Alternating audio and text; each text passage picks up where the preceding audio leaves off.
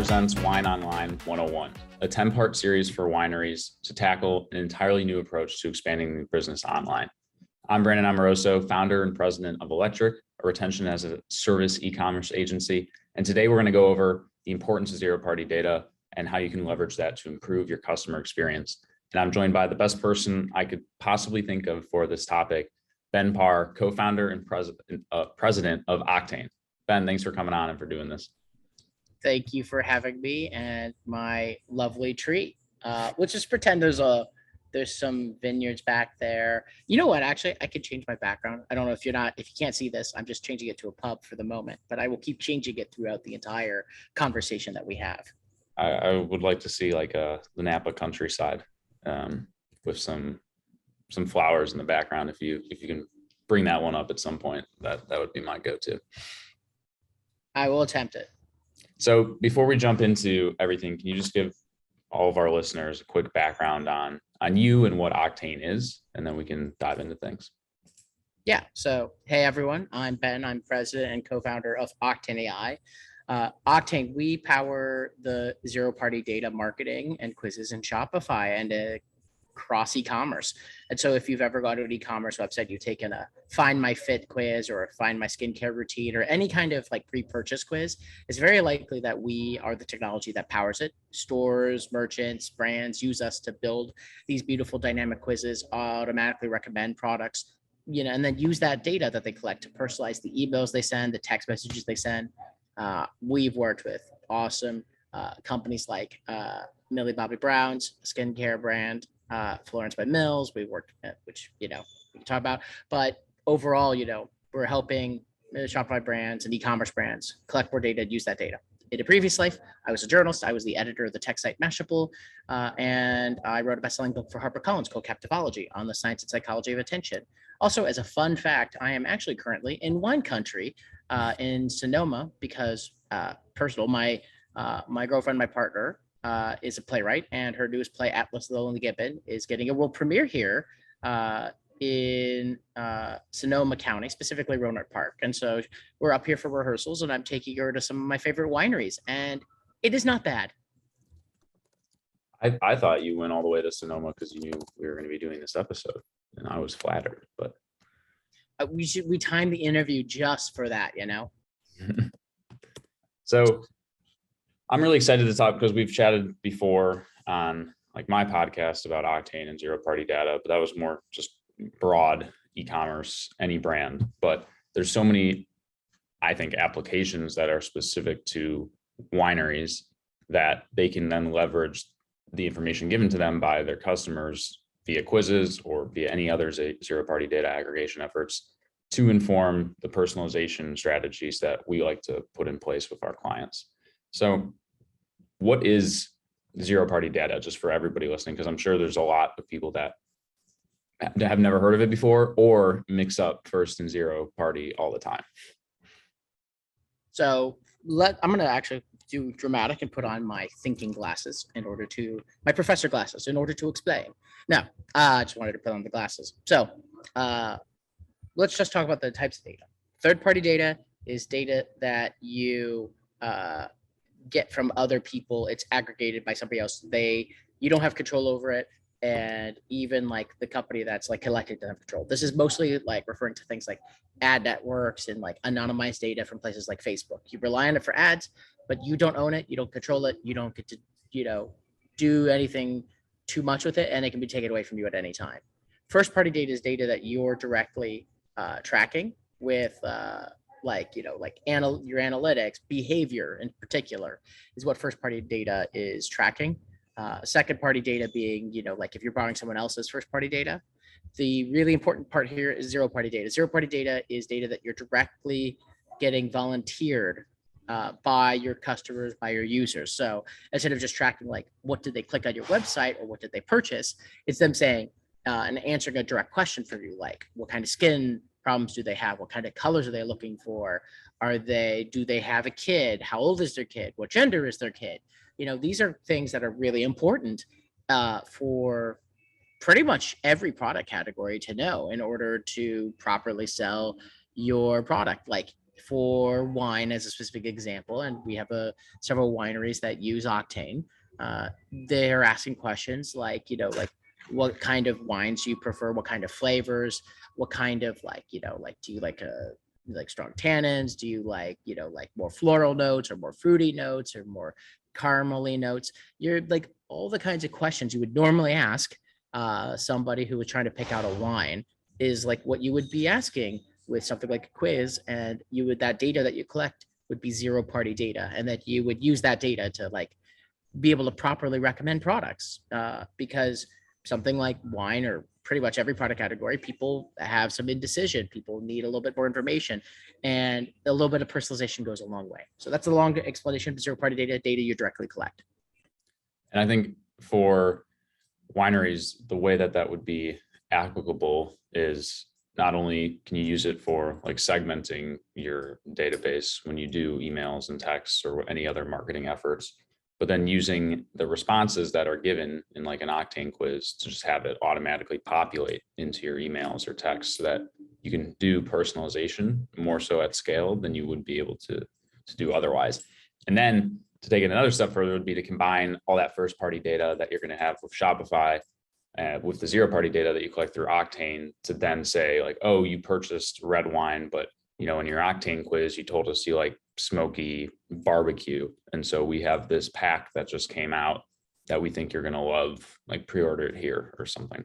So combining the two. Or what do you like to pair your wine with, right? Like It very much depends. Like if you're saying I like to pair my wine with fish versus with barbecue, very different wines that you're going to be recommending. And that's really important. And there's some cool content I think you can do around it as well. It doesn't even have to all be transactional. Like, oh, you like to pair your red wine with cheese. Here's our top 5 like recommendations on, I don't know, cheeses, random stuff. I would like some cheese right now. Dang it. Anyone have cheese? Someone virtually send me some cheese if you're listening. There's got to be some cheese in Sonoma, like I would imagine. Cheese is everywhere. The cheese trail is here. They're literally the cheese trail. And I haven't gone on the cheese trail actually ever. I lived in San Francisco for 7 years. I never once went on the cheese trail. So I'm going to have to go on the cheese trail. Is that an actual thing? That is an actual thing. If you go and Google, there is a thing called the cheese trail. Right. I'm on it right now. Wow. Okay. Come explore the California cheese trail. All righty. I am here to just educate on completely random things that the vast majority of the audience probably never do. But if someone goes on the California cheese trail because of this, you better tweet me or DM me that you did. We're going to start a movement. So once you have your data, what are some of the ways that you've seen your brands, but also just, especially if you have wineries specifically, what they've done with it? Is it all primarily informing like email and SMS communications, or what are some cool applications you've seen people use their zero party data for? There's so many random interesting ones. Like, yes, let's start with the baseline, like the one that everyone should do, which is like take that data and personalize the email campaigns and the SMS campaigns too, if you do that. And the email campaigns can be as simple as like starting with sending an email with the personalized wine recommendations or the personalized product recommendations. But then you can go a little bit further after that, which is like, if you know somebody doesn't care at all, like hates Chardonnay, then you can exclude Chardonnay related emails from them. And you can send them emails maybe about Syrah because that's the one they love for whichever reason. I learned there's multiple types of petite Syrah this weekend, complete aside. But like you can recommend and like personalize that so that you're not telling them irrelevant things, because like you're just wasting an email and wasting their space and decreasing trust, even just by a hair, by sending them a recommendation for something that they would never drink, And but then that's what bothers me sometimes though, is like you'll go through a big quiz on a website or you'll purchase from them too, and then you get an email that is just so generic and didn't utilize anything that I just gave you. It would be like if I did the quiz and said I only like red wine, and then in my post-purchase flow for order number 2, I get recommended to get like a pack of white wine. It's like, you clearly are not paying attention to what I'm giving to you to help personalize my experience. I mean, imagine if Extreme case would be someone's like, I don't drink any, like they say, I don't drink anything, or I don't drink any kind of white wine, and that's all you're recommending. Like that goes bad. Mm-hmm. Yeah. So what are some of the ways outside of that, though? Some of the more interesting ones that you've seen in terms of applications? A lot of the best applications I feel like is actually using the data to make decisions. So like there's a couple brands I know who have like used it to make product related decisions. There's one like Amoroso helps use it to like inform like what kind of products to build next and how to build their marketing campaigns, because they ask a lot of questions around like, mental health and other like specific aspects that helps them understand like what the audience is worrying about. And then you can write emails based off of that data. And it's not just purely automated. It like informs like what the marketing strategy overall is. And they change out questions so they can learn new things over time about their audience. And so I think a lot of the super interesting applications beyond like personalizing email, personalizing SMS comes around to the decision making that's made. Now, there's definitely other interesting areas and ways. Like, some brands use Zapier and they put the data into special crazy stuff that they've automated with Shopify tags or with spreadsheets or doing some other things. And like there's infinite possibilities. But even just having the data to make decision making can have, and I have seen this, have pronounced impact. One famous example of ours is Doe Lashes, where they realized through a quiz that the vast majority of the people taking their quizzes and going to their website had never really worn magnetic eyelashes before, and that changed their entire marketing strategy and in their favor. Now they knew a lot more about their customer. Now they could sell better. Yeah, I think that having that data is super powerful. What I want to make sure that wineries take away as well is that within like the Shopify ecosystem with tools like yours, there isn't any lift from a technical standpoint either, because you all have already made the investment in integrating with one another. So your Octane data flows into Klaviyo. It'll flow into your other platforms that you're using. It's just a simple like 1 or 2 click integration, and then you're on your way with having the power to do all this segmentation and personalization. So because I feel like, especially in the winery industry, I'm sure starting a quiz this isn't a new idea. Like wine quizzes have been around for a while. It's more so being limited by the tools in the way that you can't enable the experiences you want because, you need to go do like a custom integration, or the data is siloed in different places and we don't know how to all bring it together. That's going to be really powerful as more and more wineries come over to Shopify and are able to take advantage of that. And the lightweightness too. Like it takes a lot of time to build a custom quiz, and you want to change out questions. It takes a lot more time versus like, this is one positive of the Shopify ecosystem, which is like the ability, like, companies like ours, like are just focused on this. We spent millions of dollars in R&D just to develop the best technology to do zero-party data marketing and quizzes. And so like, it's really easy to switch out questions or like go dive deep into analytics or things like that. And that's true of a whole bunch of other, products companies in the ecosystem that are built, primarily for Shopify. It's the extensibility that makes it possible to really customize. Yeah, I feel like any e-commerce platform app that comes out, you're always building for Shopify first and foremost. And then like, maybe you'll extend from there to go to a different platform or become platform agnostic. But almost to me, it seems like the heavy initial investment is always in the Shopify ecosystem, just because of how many merchants there are. It's a little bit like Android versus iOS, and they're both great, but iOS especially always gets the new apps first. But it's even more pronounced when it comes to Shopify, because it's not like you can launch a new app in another ecosystem really fast. It could be years before that app that you saw on Shopify is on a different platform sometimes. Yeah. You have so many apps that are Shopify only, and they have zero interest of going outside of that, because there's a lot to be said for being solely focused on one thing. Just like even as an agency, not having any apps whatsoever, for us being Shopify only was a big unlock once we stopped like screwing around with maybe do we support other platforms, maybe do we do this or that, just focusing on what we're best at and scaling that. So I think we've covered everything that I wanted to touch on today for wineries and zero-party data. I mean, there's so many use cases that we could continue to go through. But at its core is just asking your customers questions that you can then utilize to personalize like their experience. And I don't know what your like preferred method of going about this is, but for me, I like to think about what would make this experience more beneficial or have it feel more personalized. And then from there, back out like, okay, what data would I need to make it that way? And once I know the data, I can figure out like, is it first party data that's going to give me that? Is it zero party data? And if it's zero party data, what are the questions that I need to ask? Because if you go about it the other way, where you just think about, oh, what questions should I be asking? Then you end up with a bunch of data and you're not really sure actually how you're going to take that to push forward a personalization strategy. I like going at it in reverse, thinking about how could this experience be more relevant, and then figuring out what data to go get from there. I mean, I think the biggest takeaway that I will impart is, especially for wine and wineries, like zero party data is even maybe more critical than most other industries, in part because people are looking for recommendations on wine, especially if you have more than like, one different variety, which pretty much every winery does.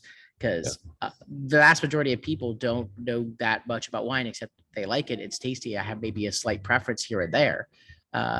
But there's a reason why sommeliers and like there's a whole ecosystem around it, because it can be a difficult choice and it can be overwhelming.